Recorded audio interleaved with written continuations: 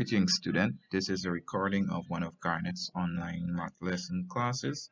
You have been granted access to watch this video because you're a paying student and I have seen it fit to provide this recording to you. However, it is important that you know you're not allowed to share this video with persons outside the lessons. This policy is so that my services are kept only to my students. Thank you, and I do hope you enjoy and learn from this video.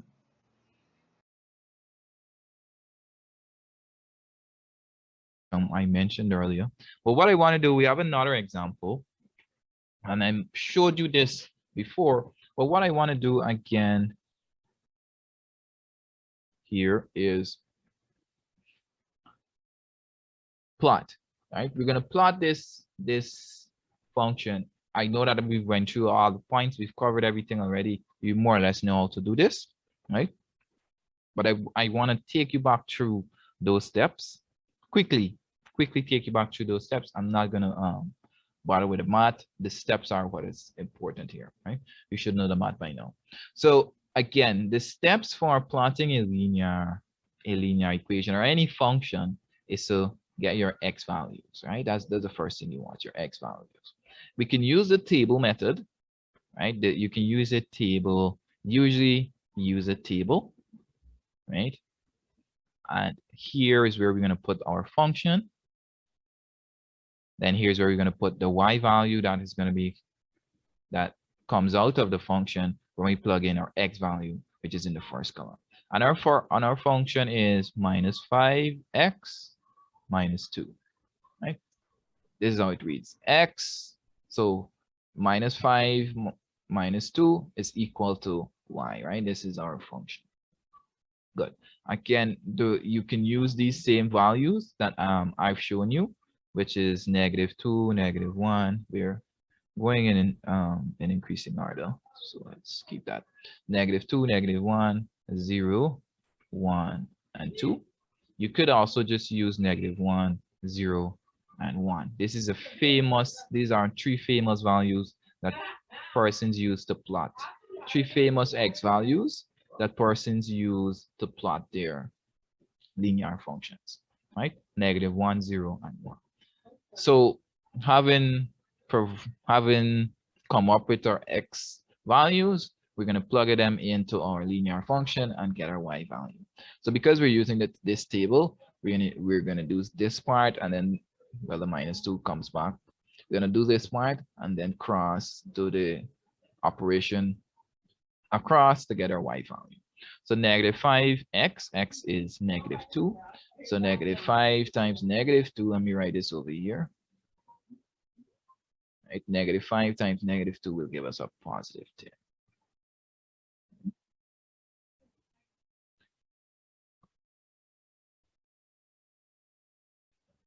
Maybe my camera is off. Yeah, right, good. So let's go ahead. Now I don't need, like I said before, I don't necessarily need to do the math. You guys can double check the math if you need to. And one thing you'll notice, right? One thing you'll notice straight away is that because this gradient is -5, and before we were looking at a gradient that was +5, you notice how your f5x values just invert, right? Here, the first 2 values were -10, -5, 0, 5, and 10. But here, we have +10, then +5, 0, and then -5, then -10. And these are the partially reasons why you see the line. And because of this, the line is going to slope in a different direction, right? You're basically inverting the line. So that's what the gradient does. That's what having a negative gradient does to a positive line, that the line that was positive. So if we looked at it as a positive line and then we negate the gradient, we are inverting that line, because look at it, we're inverting these values, right? So that's one of the reasons why the relationship is so either or, right? Either is going to slope upwards or slope downwards because of that positive or negative value on the gradient. Now it's only the gradient that will tell you if it's going to slope up or down. Okay? Just some points. 7, -12. Again, all values, all these values are just inversions of the values that we had before. Only because, just because we inverted the gradient. And because of this, we expect that when we plot our points, and our points will be, again, the points are X and Y. So our X value and its corresponding Y value, which is negative. Let me box this off again. These are the values that are important to us, right? The X and Y, corresponding Y value. All these points, if you notice, are all inversions of the, right? The y-intercept still remains the same.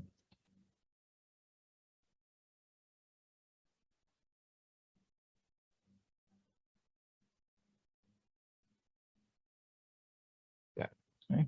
These are our points, and these are the points we're going to plot to use to plot our linear function.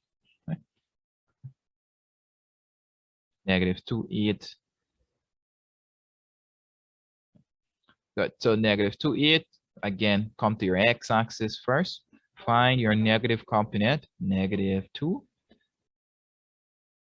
8, we're going up to 8. So -2 for on this -2 line, or following this -2 gradient here, we're following along the y-axis up to 8, which is here, right? If you want, like I said last class, you can imagine that there's a line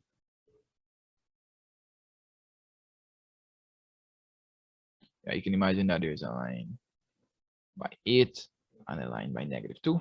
Where those two lines intersect is where that point is going to be, right? That's the concept behind that. We go ahead and we do the same thing. Plot our -1, 3. Plot the -1, 3. And we go ahead, plot 0, -2 again. X is 0, so we stay where x is 0, so 0 is here. Then we move along the y-axis, -2. Again, always go to x first. Okay. 1. And we expect a line going downwards because, again, this linear function has a negative gradient, right? The function is y. Let me don't use y. Let me start familiarizing you guys with f of x is equal to -5x minus 2.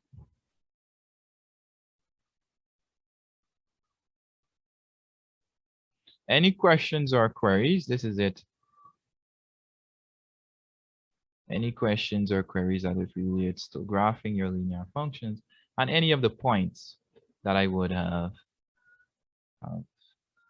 more or less mentioned to you last class, right? These are the points that I would have indicated to you. The larger the gradient, the steeper the slope. Positive gradient indicates slope upwards, negative downwards. The y-intercept is where x is equal to 0. So you could plug in x equals 0 into the equation and find the y-intercept. Same with the x-intercept. But the x-intercept, y is equal to 0. Right? And I showed you guys that. And even here, let's see. Here, you notice our x-intercept inverts over here with the 5x minus 2, the x-intercept. You don't really need to remember this, but I'm telling you this anyway. The x-intercept here is negative 0.4, right? So it kind of inverts because of that negative sign in front of the gradient. All right, so keep these points in mind that we would have discussed last class. Any questions as it relates? That's it concerning graphing the functions. You know about graphing it, you know about the points of the linear function that tells you about a bit about the graph, so on and so forth. Any questions or queries as it relates to this? Because this is the last time that I'm going to be looking at graphing linear functions. Sir, when you're plotting it, right? And you're trying to make up points for your y-axis, do you always have to make up point to the x-axis. You're trying to make up, okay. All right, so by definition, Sorry, you see, like we do, like you just put -2, -1, and 0. Like you just make that up out of your head. Do you always have to do that, or they give you it? -2, -1, 0, 1, and 2. These values, if you always have to make them up, Yes, sir. no, not always. CSEC, and this is where CSEC, like I said, takes it easy on their students, right? A lot of people say CSEC is hard, but when you look at it, CSEC does do a lot of the work for you. Recent CSEC maths papers that I've looked at, right? If they ask you to graph a function, they actually give you the x values, right? And they give you what the y value is, right? And they even plot some of the points on the graph for you. All of that they would do, and just leave you to do 2 of the points, to put in 2 of the points and draw the line. Sometimes they would help you to that extent. So no, so you don't always have to I 10 marks for that, sir. Not all, you can't get 10 marks, you can't get 10 marks up, but you get some marks at for drawing the line and putting in the extra points. But yeah, they would help you to that extent. So sometimes no, you don't have to come up with all the values. Usually not. I've not actually never seen a paper where you have to come up with the values. But I know in school for the practice, and even when I give you guys the exercise, I'm not gonna give you the points, the x values. I'm gonna just ask you to graph the function. It's okay, graph this function. You should understand it well. You're coming up with the values. Hope that answers your question. Thank you, sir. Yeah. When I'll show you guys, I think there is a no. Or this world is complicated. Pardon?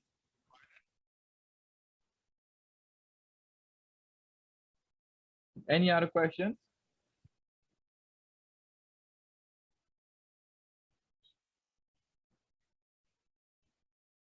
All right, so we're done with graphing the function, but unfortunately, that's not the only thing about functions that we look at. Like I said, and someone has something, has a question, because I'm hearing them and then it stopped hearing them. I don't know what's going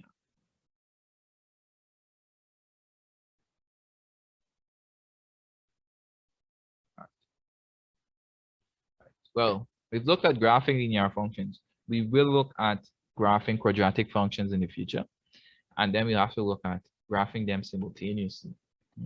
But what we're going to move on to now is determining the equation of a straight line.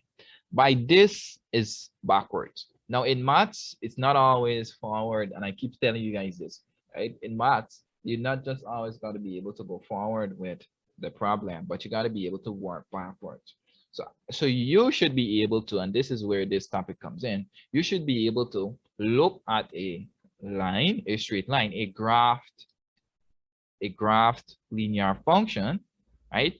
I should be able to give you a graph linear function. I should be able to give you a straight line on the Cartesian plane and ask you what is the gradient, what is the y-intercept, and what is the equation of the straight line.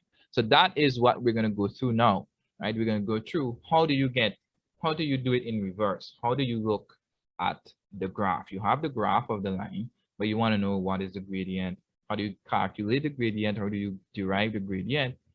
How do you derive the y-intercept? Well, that is plain and simple. You can look at where it crosses the y-axis. Where it crosses the y-axis, that's simple, right? It's as simple as that. Doesn't get more harder than that. But how do you get the equation? How do you get the linear function? Just by looking at the straight line, right? So we're working backwards now. So this is what I want you guys to look at. So we have our Cartesian plane, we have a line, and they're asking what is the equation of this straight line, right? And for you to get the equation, you know that the equation has the gradient, so you need to be able to calculate the gradient, and the equation also has the y-intercept. Now it's easy for you to get the y-intercept just by looking at the graph. So all I really need to teach you is basically how to get the gradient. And there's also another way to get it, and this is the formula. And there's actually a formula for it. And there's a formula to get the equation of the line. So what you would do, right? What you would do is actually, what you need is 2 points on that line, right? So you need 2 points on that straight line. So please note that the points on the straight line could be any, once it's a point on the line, like would be used to graph that line, to graph a straight line, you can actually pick any point on the line. And please, once you've chosen a point, read off your corresponding x and y values for that point, x and y coordinates for that point. We will go through an example just now.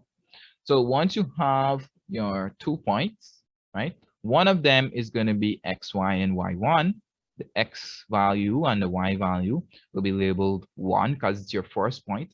And the second point will be labeled x2 and y2. And you're going to use this formula, these formulas, to calculate either the gradient, right?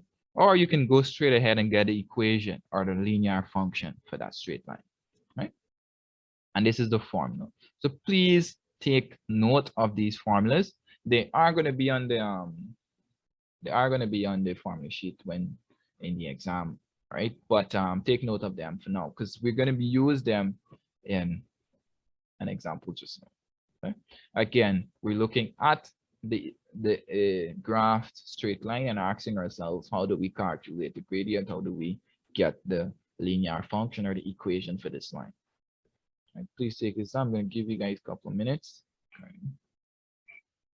Good. So I assume you finished taking that down. Good. So our first example says, giving these points, point P is 3, -5, and Q, -10, -9, 10 for a straight line PQ. So PQ is a straight line. Determine the gradient and the equation for that line, right? The equation of the line and the gradient. So they've given you the 2 points for that line. Sometimes you have to go ahead and select that point, those points, right? But so simple example, we're given those points. All we need to do now is get our gradient and the equation, right? Get a gradient and calculate the equation of the line. Now, the gradient, like it says, M, by now we know that gradient, the symbol for gradient is M, right? And the gradient is equal to y2 minus y1 divided by x2 minus x1. Now, please keep in mind, just for the sake of, just so that you're not confused, you can actually do it as M is equal to y1 over y2 and x1 over x2. It can be written like this. This is not a problem. Mathematically, it will not change anything. You will get the same answer, right? So whether if you flip it around the other side and do it y1 minus y2 or x2 x1 minus x2, it really wouldn't change. Really won't change the answer, right? Once you're finding the differences, and of course, you notice that y1 and x1 came first in this instance, and in the formula that I give you, x2, y2, and x2 came first in that formula. But I'm telling you, it doesn't really matter which formula you use, because I know sometimes you'll see this formula, sometimes you'll see it like this. That's because they're interchangeable, right? So please do not let that confuse you. You should get the same solution, right? Good. So we're looking at y2 minus y1 and x2 minus x1.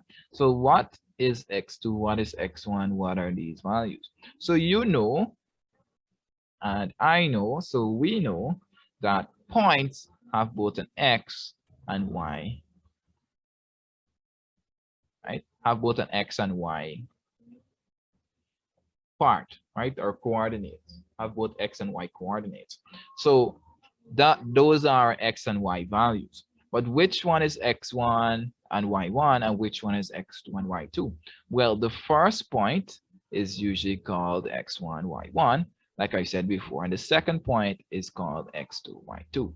And given that, you should be able to, so please ensure you label, because I know sometimes some students forget, don't label these things, and they go ahead and try and solve. So x1, y1 is our first point. These values and the corresponding values are there. And the second point is our x2, y2, right? And the values are the corresponding values for these x1, y1 formula, right? So x1 is 3 and y1 is -5, x2 is -9, and y2 is 10. So we just need to plug those values into our formula. So it's a simple plug and chug. Net y2 is 10, so 10 minus y1, which is -5. So we end up with -10 minus -5. X2 is -9 minus -9 minus x1, which is 3, right? We end up with 10 minus -5 will be positive 15, and -9 minus this -12, right? This -12. And this is our gradient, right? This is our gradient. We can reduce this. If you notice, we can reduce this. Let's reduce it, right? 3 into 5, 3 into 15, 5, 3 into 12, 4. We can reduce this to 5 over -4. The negative sign cannot be dropped. So our gradient M, let me write it back. Our gradient M is equal to 5 over -4. Right? You could double check the math for me. And this is our gradient. So the equation of this of the line B, we're going to use, there's other ways to find the equation of a straight line. If you know C and you know A, then you can actually get it really simple. But we're going to use this equation, this formula that I've shown you, right? And it simply says you only need one point. Y minus y1 is equal to M, open bracket, x minus x1. But you only need one point for this, right? And the reason why is because you know the gradient, right? So this equation is for a known gradient.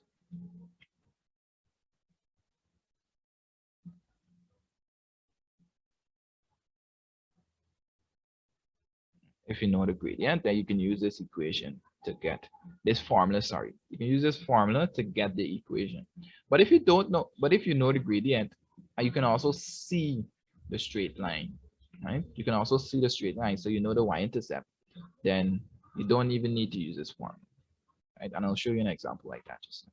So y minus y1 is equal to M, open bracket, x minus x1. The only values that we're plugging into this formula is for y1 and x1 and M, right? So let me highlight those. These are the only values, these are the only variables in this formula that you're plugging in for. Everything else remains unchanged. So it's y minus y1, we're plugging in a value for y1, and y1 is -5. It's equal to M, we plug in a value for M. M is 5 over -4.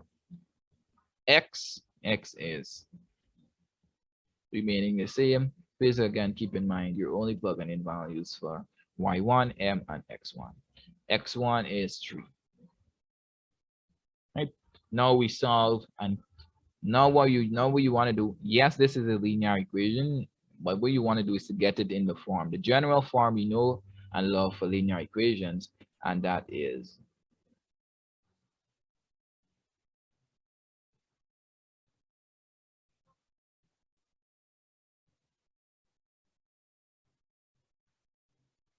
for known gradient, right? Good. So, and that is, you want to get this in the form. What we want to do is get this in the form y is equal to mx plus c, right? Where y and x are variables, m is our gradient, and c is our y-intercept. So you want to get this in the form this like that, right? It needs to look like y equals mx plus c.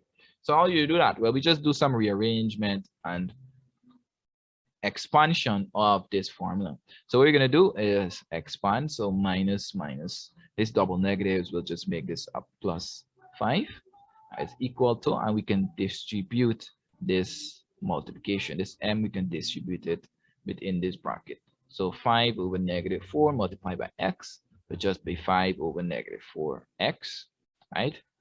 And 5 over negative 4 times 3 would just be find negative 3 and minus 3, right? So let me do this over here so you can see the math. Minus 3, right? Minus 3 over 1 or 3. We can't do any reduction, so we get straight ahead negative 15 over negative 4. Because these two negatives, double negative cancels out, we get positive 15 over 4. Our negative times a negative, you can see this is a negative times a negative, gives you this positive. Or you can do the cancellation like that, however you choose. But we end up with negative 5 over negative 4 times negative 3 is positive or plus 15 over 4. Right? Here is what we left with. Next, we want to make it y is equal to mx plus c. We don't want y plus some constant is equal to mx plus c. So we need to transpose this plus 5. Right? Carrying across the plus 5, we end up with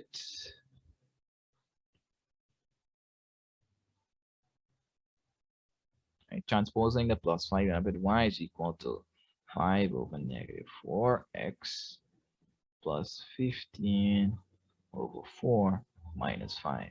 Right? And we can compute this. We can actually do this. Right? We can take away 5 from 15 over 4, not negative, sorry. Good. And that should be right. So let's again 20 over 4. Right, that's 5. End up with negative 5 over 4 again. Another coincidence. You can double check that. Oh, by the way, you can bring this negative sign. That's over the negative 4 to the front. It won't change anything. You can do that if you want. It doesn't change anything, right? Minus.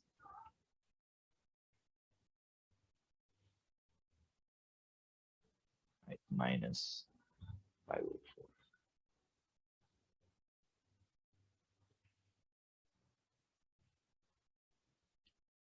Right, and this is our solution.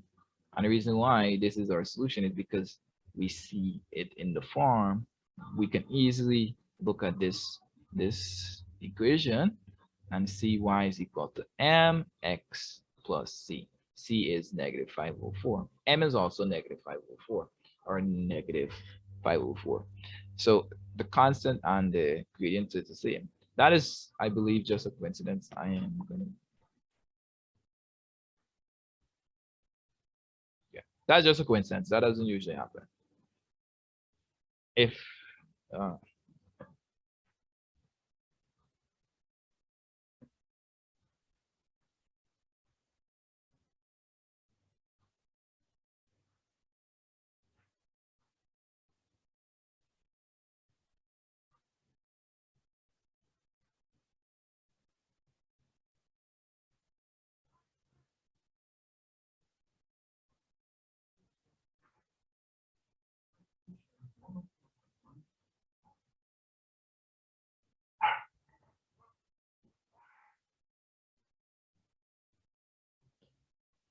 right, any questions or queries?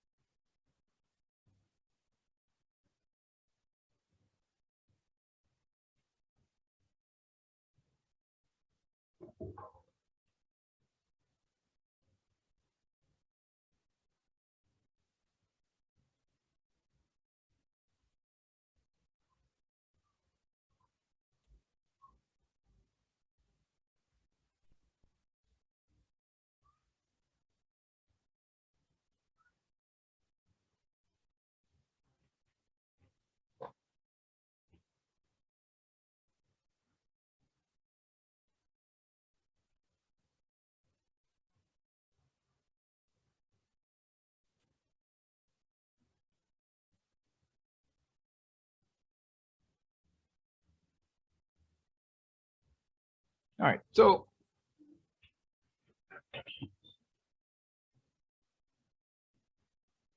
right, good. So using the gradient M and the point P, determining, this is the second example, determining the equation of the straight line. This is straightforward. We know the gradient, right? We know the gradient and we have a point, right? If we have a point, if we know the gradient and we need a single point, that is all the recipes for using the equation of a straight line, right? The formula to find the equation of a straight line. So just going to use back the same formula, right? The same exact formula. Y minus y1 is equal to mx minus x1, right? So what is x and y1? Of course, that's going to be our values up here, our points. We don't have a second point, so it's just x1 and y1, and we know our gradient already. No need to do any calculations there. It's just one. Right? So what we're going to plug in values for, again, don't forget, it's just these variables, right? Just those variables. So y minus y1, y1 is 2, it's equal to m is just 1. So we can actually, you can either put a 1 there, not put it there. It's going to be the same as x minus x1, which is 4. Right? Let me put this 1 here because I know, I don't want to throw you guys out, but I'm telling you, not putting it there won't make a difference because it's 1. So 1 multiplied by x, then multiplied by -4 would just leave you with x minus 4. It's just, the same. And y minus 2, well, we're going to carry that across, right? So we're going to carry across the -2, we end up with y is equal to x minus 4. The 2 comes across as +2. So end up with y is equal to x minus 2. And this is the equation of our straight line, knowing the gradient and a point on that line. So please keep in mind, please keep the recipes in mind, right? What we need at least a point, and we need that gradient. If we know the gradient, then we don't need 2 points. We just need the point and the gradient. If we don't know the gradient and we have 2 points, then we need to use those 2 points, get the gradient, and then use this equation to get this formula. I keep calling it an equation. This formula to get the equation of a straight line, right?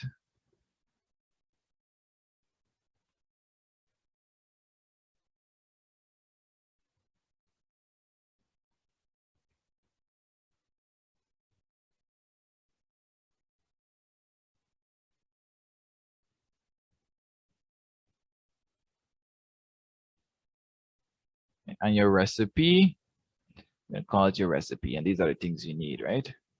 The recipe is point and the gradient.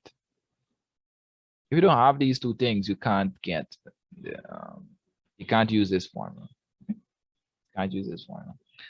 And you will get these 2 things, not to worry. There'll always be cases where you either get, you can get these 2 things. So try and get the recipe and you will get the formula, right? Once you can solve the recipe, meaning you can get the recipe, you will get the formula and you will get the equation of the line, right?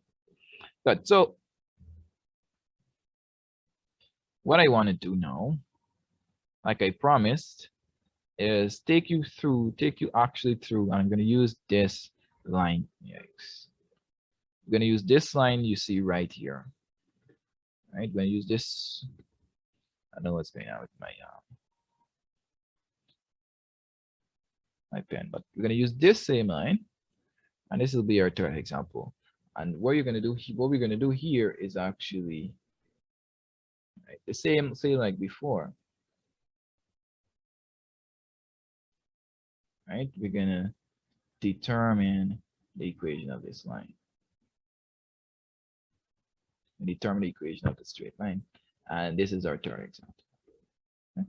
I'm going to take this out. Don't need that, and we don't need this, nor this, or this. We're going to keep the point because we'll choose those same points, but I want to take you guys through selecting your points as well as, yeah, take you guys through from there, right? So this is this is what realistically what it might look like, right? You have a line and you're asked to determine the equation of the line. Or you're not even asked to do that. You might be asked to do something else that you need the equation of the line for, right? So what is the equation of this line, or what is the function, right? We want to, by the way, I keep using these words interchangeably, right? Equation of a straight line, linear equation, linear functions. Please keep in mind that all those three things mean the same thing, right? Equation of a line, equation of a straight line, linear function, or linear equation. They all three of those terms mean the same thing. Okay, good. So let's determine the equation of this straight line, or the linear function for this straight line. We're going to use these 2 points, right? And you just need to select 2 points. And again, of course, those points need to be on the line. So just X mark off.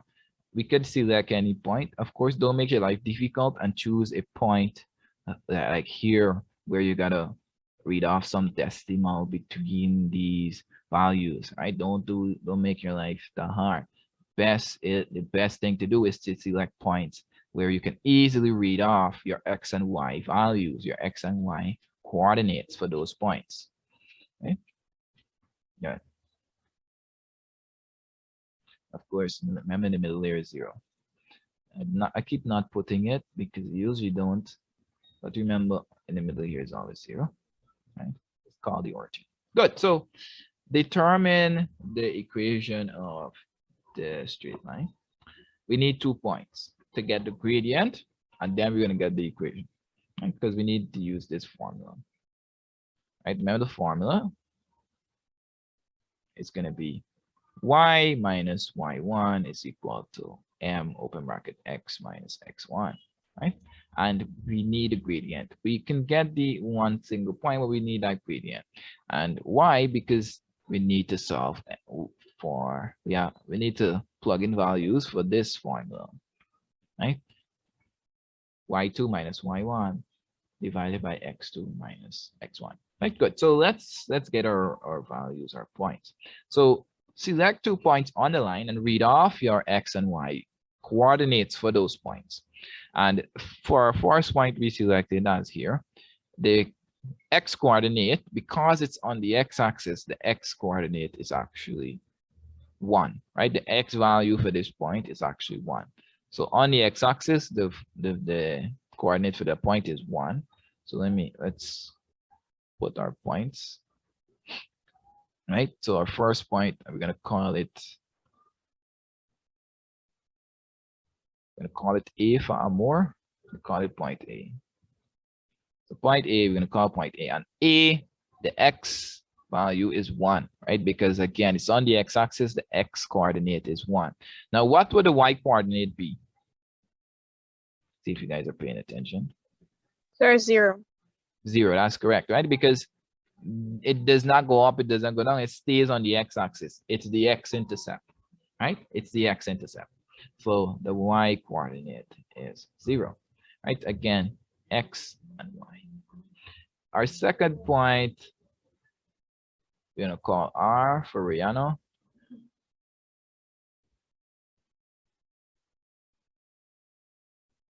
We're going to call this R for Rihanna. And our second point, well, you guys can read off those values to me. Again, look for the x component of the point. Just follow these. Right? So the x coordinate for this point is 3. X is always x and y, so 3, and then y is 2. Right? So our points are x, or A and R, A being 1, 0, and well, wrong color. Yeah, A being 1, 0, and R being 3, 2. And of course, our first point is what's going to be x1 and y1. And our second point is going to be x2 and y2. Now, a general rule that I usually tell students, just so that it doesn't get confusing, right? Which one to call your first point and which one to call your second point and that kind of thing, and the gradient, because it will affect how your calculations. It will affect your calculations, right? So A general rule of thumb to I tell students so they're not confused is move from right to left, left to right. I sorry about that. Move from left to right. Right. So in other words, I'm telling you to move in this direction. Okay? View it as moving in this direction, and that's all. It's the same thing like I told you to how do you look at if a line is moving, it's going upwards or downwards. Always view these lines as though you're going in this direction. If you're going in this direction, you're going up. Again, we're going in this direction, but we're going up, so the line is going upwards, right? So always view as if you're going in this direction. We actually do this by default as humans. We actually do that by default, but I'm just re-emphasizing it. Good. So because we're moving in this direction, the first point that we come across will be A, and the second point will be B, will be R, sorry, right? Again, we're moving in this direction, right? Moving in this direction, this point will come first, this point will come second. So yeah, that is just a general rule that you can keep in mind for these points. Okay? So you don't get mixed up with which one is point 1 and which one is point 2. Just use that and you will always, don't worry, you always get it right? Good. So this is our x1, y1, which is our first point, and x2, y2 is our second point. You guys should be able to take it from here, right? Tell me, use the formula y2 minus y1 divided by x2 minus x1. Tell me what value you come up with for m, and then use, I don't have space, but the gradient. Actually, tell the gradient is not going to be that. Yeah, the gradient. Yeah, I know the gradient already. So you don't have much work to do when you're going to plug it into the formula. Right? You're going to calculate the gradient m, and then get us the formula, right? The linear. Use this formula to get us the linear function or the equation of the straight line.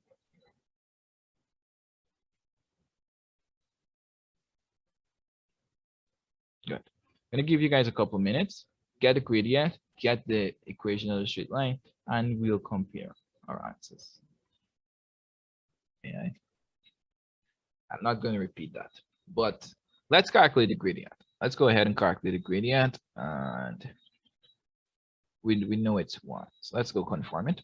So y2 is 2 minus y1 is 0 divided by x2, sorry, I'm saying y, x2, which is 3, minus x1, which is 1.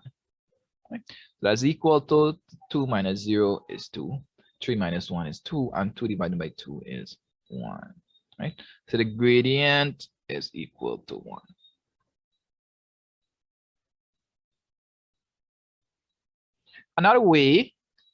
Another possible way of seeing it, and I'm using the 1 centimeter boxes because 1 centimeter box equals 1 unit for the graduations used in the scale on the x and y axis scale. But right, look at it like this. Yeah, because look at it, from 2 to 3, it takes up 1 box. Right, that's what I mean. That's why it's 1. The boxes is the same boxes. These boxes need to be equivalent to 1 unit. Okay? I don't know if that confused you, but yeah, that's something about the box. That's the reason why the box is being split perfectly. It has something to do with that. But also the fact that we can calculate that the gradient is equal to 1. But we know the gradient. Now we can use this formula, y is equal to y minus y1 is equal to m open bracket x minus x1 to get the equation, right? So gradient and equation are the linear function, right?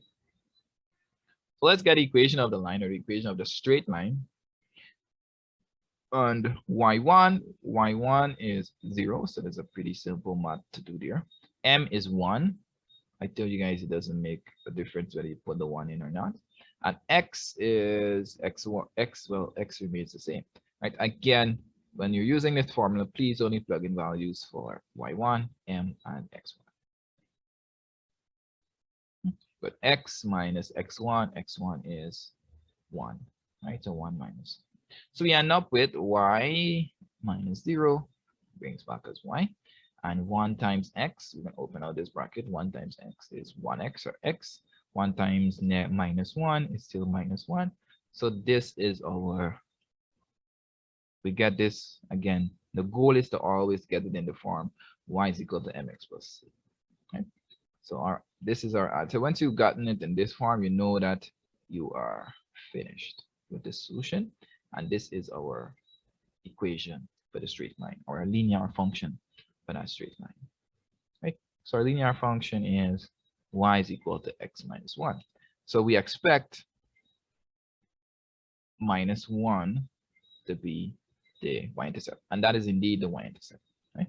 Now, something else that I told you, I said that if you get the gradient, if you can calculate the gradient, and you can see the y-intercept, you don't need to use this formula. You don't need to use this formula, right? Because I know that the equation of a straight line is y is equal to mx plus c, right? And what changes? The only values that you plug in is m and c, sorry. So if I know m, which we calculated as 1, so you know y is equal to 1x, and c, right, plus c, and c is, in this case, you don't even need to use this formula. You could look at the equation, this straight line, see that the y-intercept, it's intersecting, it's crossing the y-axis at -1. So you can actually just put right here -1, and you go straight ahead and get the formula for this equation. Right? Without even using this formula, you get the equation just by, again, you calculate the gradient. You always need to calculate the gradient, unfortunately. You calculate the gradient, or you can mastermind know the gradient just by looking at the line. Sometimes you can do that, like what I did just now. You can calculate the gradient, somehow you get the gradient, and you can also derive the y-intercept just by looking at that straight line, and you get the equation. Ayanti, a question? Shut up. Sir, I get it. Oh, you got it. Wonderful. All right, good. So yeah, that's just another way, right? So you don't waste time using this formula, and you can actually just get it. So actually we wasted time using this formula just now, but you can get it once you know that y-intercept already. You don't need to waste time doing this, right? You know the gradient, you have the y-intercept, you basically have your linear equation. Any questions or queries? Pause the recording. One quick situation that I want to expose you to, and most of you don't need me. I know you don't need me to do this, but I am going to do this anyway. So we have an equation written like this. You might be given a linear equation, and it's not written in the way that you know it to be written as, and that is y is equal to mx plus c. It's not always going to be straightforward and easy like that. Sometimes it's given as 2y minus 3x is equal to 6. But you should still be able to recognize it as a linear equation, not because they say that it's a linear equation, but also because the greatest power of x is 1, right? The power of x here is 1. So the power of x, the greatest power of x in this equation is 1. And we only have one x term, right? Those features are only features of linear equation. Well, not only features of linear equation, but that the highest power of x is 1 is a really good indication that it's a linear equation. Matter of fact, it's the only indication that it's a linear equation you're looking at. So we know it's a linear equation, but we want it in this form. And the reason why you want it in this form is because if we have it like this, we can identify the gradient and we can identify the y-intercept. We can identify M and we can identify C. When it's like this, you can't, right? When it's like this, you can't. No, this is not M. -3 is not M. Reason being because this is 2y. You can't map it. Do not even map it when it's like this, right? So what I'm trying to get at is for you guys to take your time and only map linear equations once it's in this form. If it's like this, then you need to go ahead and do exactly what I'm about to do, which is rearrange the equation so that it's in this form. And then you can graph it and get the gradient, look at the gradient, look at the y-intercept and so on, right? So it's to get it in this form, as you can imagine, we needed to carry across this 3x because our x term is on the right-hand side. So let's carry that across. We end up with 2y is equal to 3x plus 6. Now, it could be 6 plus 3x. Recognize that 3x plus 6 is the same. And it's also, we're getting it mx. We're getting our x right next to it there. Right? So 2y is equal to 3x plus 6. And we don't want the 2y. We don't want the y in front. So let's carry across the y. Carrying across the y, it's multiplying. When we carry it over, it's dividing. So we end up with y is 3x plus 6 divided by 2. Please recognize that this is the same as 3x divided by 2 plus 6 divided by 2. Right? It's the same, right? It's the same. And yeah, all I did was split the division, right? Split the division over here and over here. I did backwards. So 3 over 2x plus 6 over 2 would just be 3 over 2x plus 3. Did I go too fast or are we all following?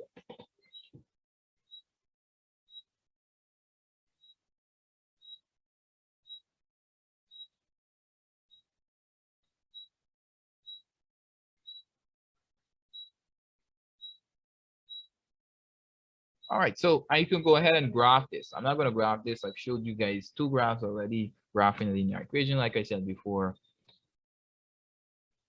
I'm done with graphing. Right? So you can go ahead and then graph this again using the table, right? Using that table that I showed you before. So that is it concerning those two. One more thing that we need to look at with regards to, actually 2 more things we need to look at with regards to linear equations, right? But with regards to straight lines, right? Not specifically linear equations or linear functions, but straight lines, the lines on the functions themselves. So I want to say that's a wrap concerning linear functions and linear equations. But what we're going to look at now is straight lines, right? We're going to look at straight lines, specifically features about those straight lines that you're going to be asked to measure. I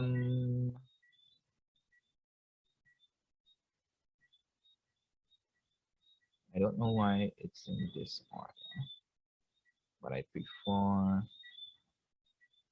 for this and then.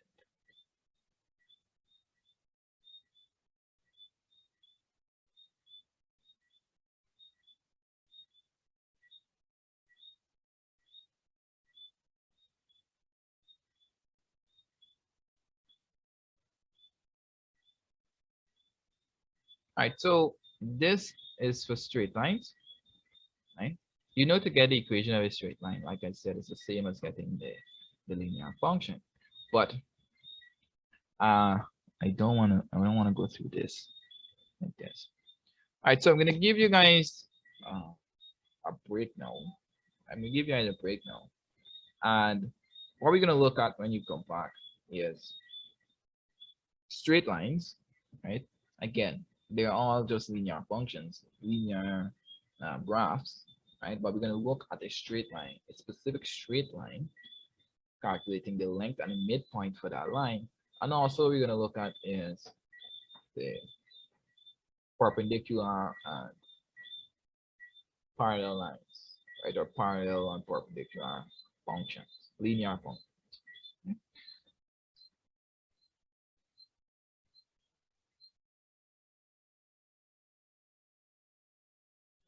Your break starts now. Not recording. Good. So what we're gonna look at right now, where you're gonna head up is parallel and perpendicular lines, right? Again, we're looking at the lines. Keep in mind that these are lines on the Cartesian plane for which there are an equation, there's an equation or a linear function for, right? So with parallel and perpendicular lines, it's just establishing a relationship, a possible relationship between two linear functions or two lines, right? On two graphed lines on the Cartesian plane.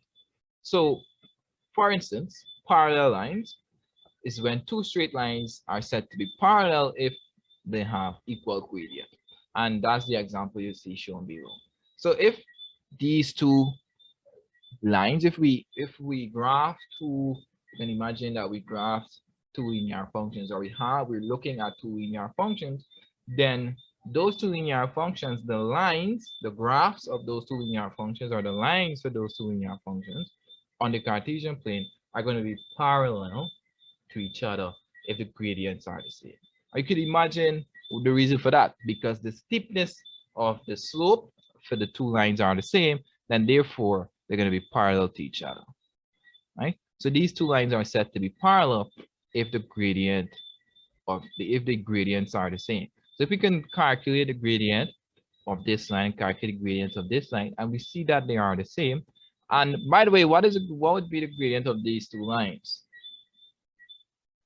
See if anyone of you remember the trick that I taught you before. One. One, right? Good. So you see it. So yes, it would be one, right? The gradient for these two lines would be one, and both recognize that both gradients would be one. What are the gradients for these two lines would be one, and because of that, they are said to be parallel, right? They're going to be parallel to each other. Two lines that never touch, right? That's what it means to be parallel, right? Going back to primary school there, right? Two lines that never touch are called parallel lines. Good. So that is it. That is it concerning parallel lines. If you look at if you look at two lines, the two gradients are the same, you're looking at parallel lines. So what about perpendicular lines? Right? What can I tell you about perpendicular lines? Well, it's a bit more tricky. It's a bit more tricky. So let's look at, so when two straight lines, again, we're looking at the graph versions of these linear functions. Right? So when two straight lines are said to be perpendicular if the product of their gradient is equal to -1. So if I multiply two gradients and I get -1, then the line is said to be perpendicular. But I have to give you guys time to write these just now. Good. So the lines are said to be perpendicular if I multiply the two gradients and I get -1. Simple, basic. That's it. Either if they're equal, they're parallel. If I multiply and get -1, they're perpendicular. Or another way to tell if they're perpendicular is if the gradients are the negative reciprocal of each other, right? If one gradient is a negative reciprocal of the other, then they're perpendicular. And one way you can see this is, right? One way you can see this is 2 is actually the negative reciprocal of -2, -1/2, right? And 3 is the negative reciprocal of -1/3. So if you notice a relationship like this, where if you look at your two lines, you look at the equations of the two lines, you look at the gradient of the two lines, and you notice that one gradient is, let's say, a whole number, and the other gradient is the negative reciprocal of that number. So imagine 2 as in 2/1, right? And I flipped it, it would be 1/2, and then I negate it, it would be -1/2. And -1/2 is the reciprocal or the flip. When I say reciprocal, it means to flip, right? To upturn, right? So reciprocal means to upturn. So the negative upturned of each other, right? So keep upturn, or if you want to say flip, right? Flip, it's flipped, right? So another example I can think off the top of my head is 2/3. is the negative reciprocal of, the negative reciprocal of 2 over 3, in other words, is negative 3 over 2. So all I did, please keep in mind that I'm always putting a negative sign. I'm not just flipping it, but I'm negative reciprocaling it. I'm flipping it and negating it at the same time, right? So flip it, negate it. If you notice that one is the flipped negation of the other, then it's a then they're perpendicular, right? And one thing you notice also, when if I multiply 2 by negative a half, meaning that I multiply the negative reciprocal of 2 by 2, I get negative 1. And that's the reason for this first statement. So both are true. If you can see it both ways, if you want to go ahead and multiply and get negative 1, or if you can see straight away that one is a negative reciprocal of the other, then they're perpendicular, right? So there's always some relationship between the gradients that tell us if a line is perpendicular or parallel to each other, right? It's always the gradients that's going to tell you that. The gradient is what's going to make that distinction. Right? All right, so any questions or queries? We look at some examples just now.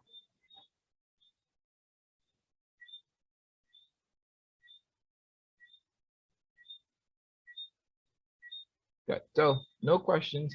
I'm just going to give you guys some time to take this down. I believe you guys would have gotten this.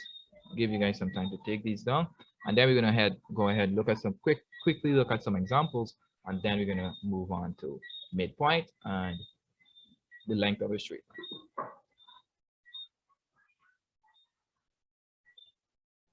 Good. So now getting straight back into it, what we're going to do is look at some linear equations, right? Look at some linear equations and try to tell if the two lines between those two linear equations, if the two lines for those two linear equations are going to be perpendicular, parallel, or neither, right? They're neither. If they're not equal and if they're not the negative reciprocal, then it's neither parallel nor perpendicular, right? So if the example is asking you to state the following, if the following pairs of lines are parallel, perpendicular to each other, or neither parallel nor perpendicular.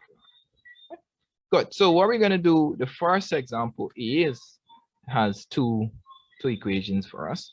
The first equation is y is equal to 7x minus 2. And please note the second equation looks like this: y minus 7x is equal to 5. And I just warned you, do not look at these equations if they're not, do not draw the y-intercept and the gradient from these equations if they're not in this form, right? And the form we know and love is y is equal to mx plus c. So please ensure it's in that form. This one checks out. It's already in the form y is equal to mx plus c. So we know the gradient is m. The gradient of this equation is going to be 7, right? Coefficient of x is 7. And we're going to call it, because it's the first equation, we're going to call it m1. The gradient of the first equation, of the first linear function, the first equation, let's call this equation 1. Right? Is m1, and the gradient for m1 is 7. Now looking at the second equation for the straight line, the second linear function, it's not in this form. How do we get it in this form? Well, as you can no doubt tell, I just need to transpose this minus 7x over the equal sign. Minus 7x being carried over the equal sign would give us, I'm going to do this the long way, plus 7x, right? Again, we can always flip this around. It's the same as 7x plus 5, right? Let me carry the 7x over the equal sign. So we end up with y is equal to 7x plus 5, right? And again, right away, you should be able to tell what a gradient is just by looking at the linear equation, and that is m2, the gradient for the second equation, will be equal to 7. So the first equation has a gradient of 7. The second equation has a gradient of 7. The lines for these two equations will be parallel to each other. right? So therefore, lines are parallel, right? For A, the lines are parallel. The pair of lines will be parallel, right? So we're gonna just say the lines are parallel. Moreover, because M1 is equal to M2. The gradient of M1 is equal to the gradient of the first equation is equal to the gradient of the second equation. That's what is meant by M1 is equal to M2. Following so far? All right, I set that up and then I'm going to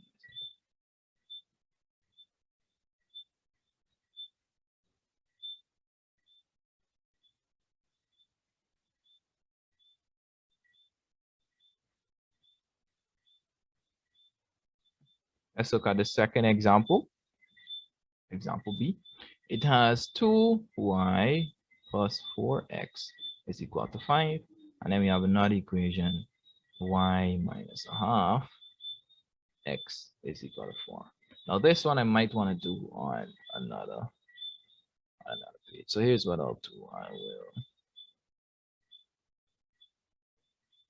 Let's do this on a fresh board, slide. So let's go all the way here, right? So the second one is asking if these two equations are parallel, perpendicular, or neither. And 2y plus 4x is equal to 5. And we have y minus a half x is equal to 4. Again, we want them in the form y is equal to mx plus c in order to tell what m is, so that we can work from there. So let's do this one first. Carry the 4x across. We end up with 2y is equal to minus 4x plus 5. Please recognize that I keep bringing the x term first, right? It's going to be minus 4x. So carry the plus 4x across the equal sign. It's going to be minus 4x. Left with our plus 5. And we're going to divide, right? So carrying across that, we end up with minus 4x divided by 2. Also, the plus 5 will also be divided by 2. Right? Again, all of them. Remember, it would be like this, right? I skipped a step, right? It would be like this when I carry over the 2. And then I can transform it like this, right? Split the 2.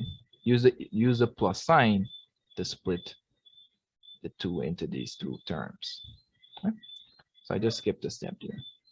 Good. So we recognize that y would be equal to negative 4 divided by 2 would just be negative 2x plus 5 over 2. We're going to leave this as 5 over 2.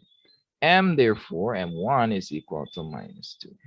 Right? The gradient for the first function is the first equation of the first line is M1 is equal to negative 2.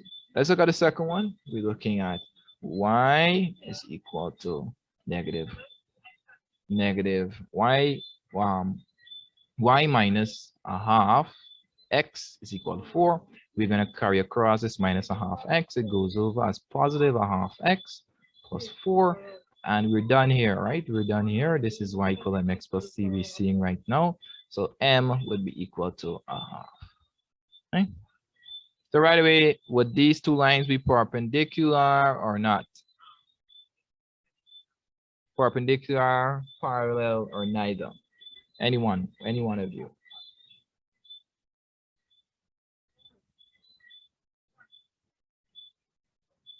Call this M2.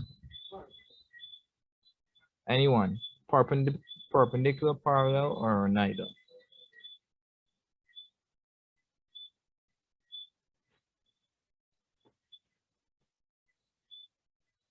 All right. One way we can tell is if M1 times M2, the gradients of the two, gives us negative 1. That's the first criteria to tell if they're perpendicular. They're definitely not equal, so they're definitely not parallel. So we got to check if they're perpendicular. All right, so M1 times M2, if it's negative 1, then that checks out, right? So M1 is negative 2 multiplied by a half. Half times negative 2 is definitely -1. So that checks out. They are going to be perpendicular. Another way you can tell is if one is a negative reciprocal of the other. So if we're looking at M1, the negative reciprocal of M1 is -2. The negative reciprocal of M1 would be flip M1, we end up with 1 over -2 and negate it, right? Negative reciprocal. And two negatives makes a positive, so you end up with a +1/2. It is indeed the negative reciprocal of M1. M2 is the negative reciprocal of M1. Or M1 is a negative reciprocal of M2. You could go backwards, you could go either way, right? The negative reciprocal of each other, right? That relationship works both ways. Good. So we recognize that M1 and M2 are negative reciprocals of each other, and the product is -1. So we therefore are perpendicular. I remember perpendicular just means that the lines will intersect at 90 degrees, right? 90-degree intersection, 90-degree angle between the intersection of those two lines. Right? Good. That's it. And we had one more example. I'm going to forego going through this one. Right? But so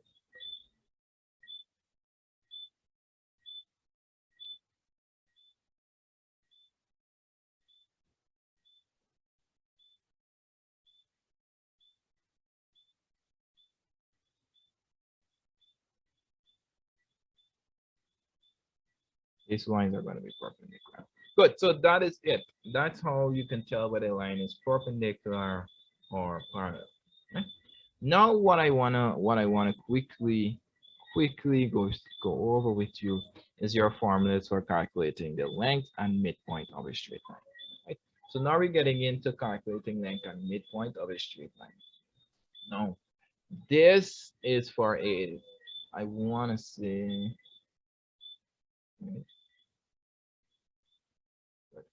so a few things that I need for you guys to note here, right? Good. So we are looking at the length and midpoint of a straight line. Linear functions usually go on to infinity, meaning that the line can go on and on and on and on and on. But there are instances where you can calculate the length and the midpoint for a line. And those lines are referred to as line segments. They're mostly called line segments, right? And you can determine the length of a line segment, meaning that there's a defined, it's not infinite, right? But it's finite. There's a defined length of that line. The line stops somewhere, right? The line, the straight line, the function, it stops somewhere.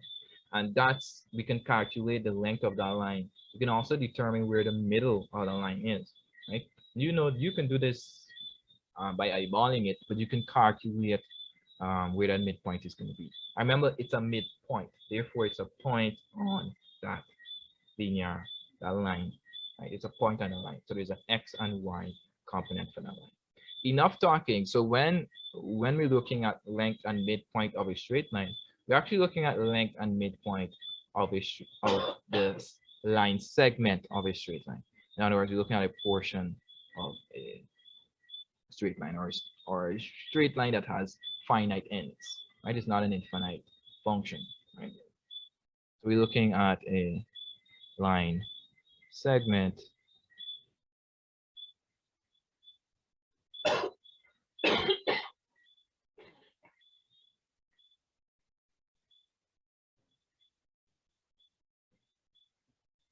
right? Looking at a line segment with defined ends. And it's important to have the ends defined, right? Good. So this is what we're looking at. What you see here is exactly what we're looking at when we're talking about finding line segment and finding the length of this straight line, and also the midpoint. You can look at this and tell where the middle of the line is, right, by eyeballing, but we can also calculate it. So to get the first of all, I want to explain what I mean by, I want to further explain what I mean by the line segment. So you notice there is a start and a finish to this line, right? Again, this line have multiple, yeah, it's okay. Right? Good. This line has multiple points, but the end point is A, and well, the starting point. Again, we always read. We're going to be reading these lines going in this direction. Right? So the starting point for this line is A, and the end point for this line is B. So this line, of course, it will have a linear function. It will have an equation. It has a gradient. It has a y-intercept, right? But please note that this line does not go on past these 2 points, point A and point B. So if we have a defined line for which, so defined lines are straight lines which have finite lengths, we can calculate the length for those lines, and we can also calculate the midpoint for those lines. So that's what we're getting into, right? And what we please keep in mind that these formulas that I'm about to show you are specifically for the points, right? For the starting point and the end point for those 2 lines, right? So when you want to calculate the length of a straight line, you need the point at which it starts and the point at which it finishes. So the point, remember, points have an x and y coordinate. So please keep in mind that I'm referring to points in the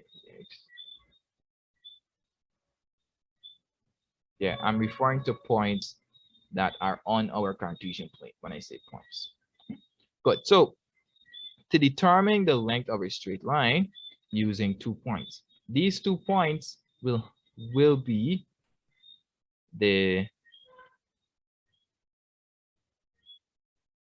starting and the start and end points for the line, right? The point at which it starts, again, which will have an x and y coordinate, and the point at which it ends, which will also have an x and y coordinate. And those will be our, instead of any points just being our x1 and y1, those points will have to be our x1 and y1 values. Right? Those points will have to be our x1 and y1 values.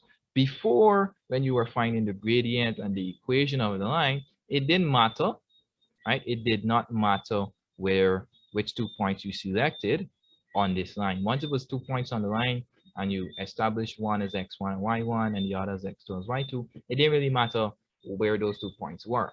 But if you're going to calculate the length of a straight line and you're going to calculate the midpoint, those 2 points need to be the start and end points, right?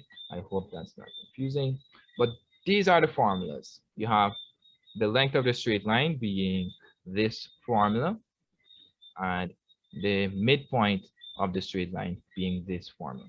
Now remember, the midpoint is a coordinates, meaning that it's a point on the line. The midpoint is a midpoint on the line, which means that you need to calculate what the x value for that point is, or the x coordinate for that point is, and also what the y coordinate of that point is. And it's pretty straightforward. X1 plus y plus x2 divided by 2 will give you the x component, and similarly xy1 plus y2 will give you the y component. Now again, here it doesn't really matter, you know, addition is computative. It doesn't really matter which one came first, x1 or x2. Similarly, if y1 or y2 come first, doesn't matter, insignificant once you're adding the 2 and dividing it by 2. Right? These 2 are the formulas. I'm going to give you guys a few minutes just to write